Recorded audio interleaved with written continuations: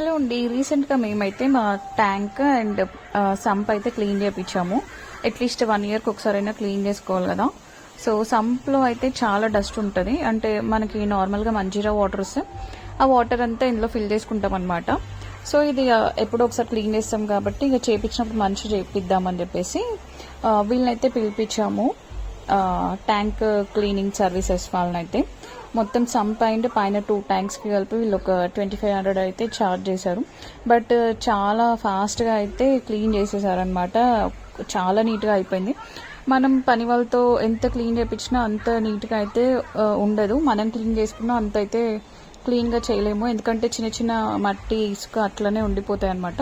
But వీళ్ళు మాత్రం just ఒక ½ an hour to 45 minutesలో చాలా క్లీన్గా చేశారు. చూడండి ఎంత మురికి నీళ్ళు వచ్చాయో, అదంతా మట్టే. బట్ అయినా కూడా మనం ఇంత నీట్గా అయితే క్లీన్ చేయలేము వీళ్ళలాగా ప్రొఫెషనల్గా అయితే. సో పని అయితే చాలా తొందరగా అయిపోయింది. చూసారా అసలు ఎంత మట్టి వచ్చిందో. సంప్లో వాటరే మనం ట్యాంక్లోకి కూడా ఎక్కిస్తాం కాబట్టి ట్యాంక్లో కూడా ఫుల్ డస్ట్ అట్లనే ఉంటుంది అనమాట. ఓవరాల్గా చూస్తే సంప్ అయితే చాలా నీట్గా అయిపోయింది. తర్వాత మళ్ళీ మంజీరా వాటర్ వచ్చినప్పుడు సంప్ అయితే ఫిల్ చేయించాము. సో ఇక్కడ పైన 2 ట్యాంక్స్ కూడా కడిగేశారనమాట చాలా ఫాస్ట్గా. వీళ్ళ దగ్గర వాక్యూమ్ క్లీనర్స్ లాంటివి ఉన్నట్టున్నాయి. సో ఫాస్ట్గా అయితే చేశారు. ట్యాంక్ కూడా చూడండి కొత్త దానిలాగా అయితే మెరిసిపోతుంది.